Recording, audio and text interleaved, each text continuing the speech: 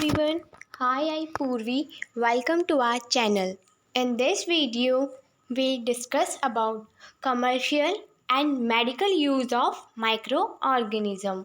First, we discuss commercial use of microorganism. Microorganisms are used for large-scale production of alcohol, wines, and acetic acid, which is also known as vinegar.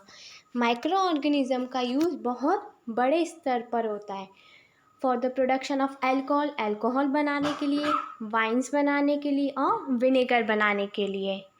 East is use for commercial production of alcohol and wine. East का भी use होता है alcohol और wine के production में. For this purpose yeast is grown on natural sugar. इसलिए yeast natural sugar पर grow करती है. Present in the grain like barley, wheat, rye, crush fruit juices etcetera. इसलिए इस पर्पस के लिए ईस्ट नेचुरल शुगर पर प्रेजेंट रहती है, जैसे कि फ्रूट जूसेस पर, राइस पर, व्हीट पर, बर्ले पर. Now performing activity 2.1. 2.4. Take a 500 ml beaker filled up to 3/4 with water. एक 500 ml का बीकर लेना है जिसको 3/4, उस बीकर का 3/4 पार्ट हमको पानी से भर लेना है. Dissolve 2 to 3 teaspoon of sugar in it. उस बीकर के अंदर हमको 2 से 3 टेबल स्पून शुगर के डालने हैं. Add half A spoon of east powder. आधा स्पून ईस्ट पाउडर डालना है टू द शुगर सॉल्यूशन, उस शुगर सॉल्यूशन में. Keep it covered in a warm place. उसको कवर कर एक वार्म प्लेस पर रख देना 4 to 5 आवर्स, 4 से 5 घंटे के लिए. Now smell the solution. Can you get the smell. फिर सॉल्यूशन को स्मेल करना है. क्या उस सॉल्यूशन में से हमको कोई स्मेल आ रही है. This is the smell of alcohol as sugar has been converted into alcohol by yeast. ये स्मेल अल्कोहल जैसी आएगी क्योंकि शुगर ईस्ट के साथ मिलकर अल्कोहल में कन्वर्ट हो गई. This process of conversion of sugar into alcohol is known as fermentation. एक ऐसी प्रोसेस जिसमें शुगर अल्कोहल में कन्वर्ट हो जाती है, उस प्रोसेस को हम फर्मेंटेशन बोलते हैं.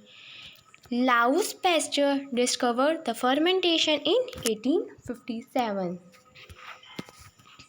Then medical use of micro organism. अब माइक्रो ऑर्गेनिज़म मेडिकल पर्पज़ में कैसे काम आता है. Whenever you fall ill, the doctor may give you some antibiotic tablet. जब हम बीमार होते हैं तो डॉक्टर हमको एंटीबायोटिक टैबलेट्स देते हैं. Capsules and injection such as for penicillin. Injections मिलते हैं, कैप्सूल्स मिलते हैं ताकि हम उस पेन से रिलीफ हो सके. The sources of this medicine is micro organism. उन मेडिसिन का सोर्सेज माइक्रो ऑर्गेनिज़म है. दिस मेडिसिन किल और stop the growth of disease causing micro organism. ये जो मेडिसिन हमको दिए जाते हैं वो हमारे बॉडी के अंदर जाके माइक्रो ऑर्गेनिज़म या कोई सा भी बैक्टीरिया हो उसकी ग्रोथ को रोक देता है. Such medicine are called antibiotic. इसलिए इन मेडिसिन को हम एंटीबायोटिक कहते हैं. This days a number of antibiotic are being produce from bacteria.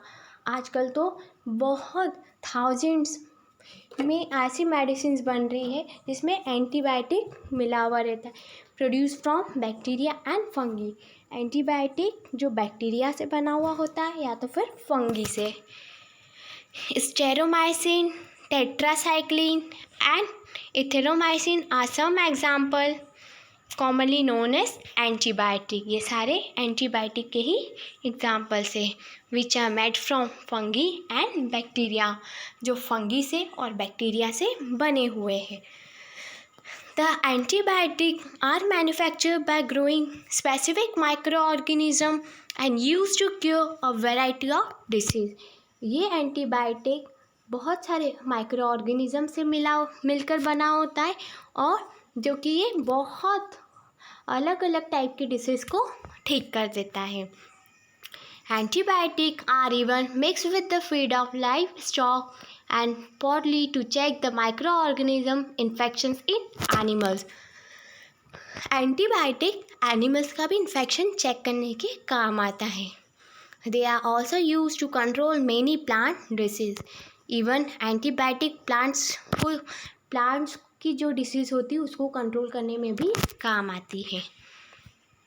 It's important to remember that antibiotics should be taken only on the advice of qualified doctor.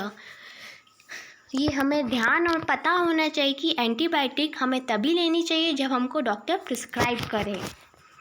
Also, you must complete the course prescribed by the doctor. और जो doctor हमको course देते हैं, जितने दिन की antibiotic देते हैं, हमें वो एंटीबायोटिक लेनी चाहिए।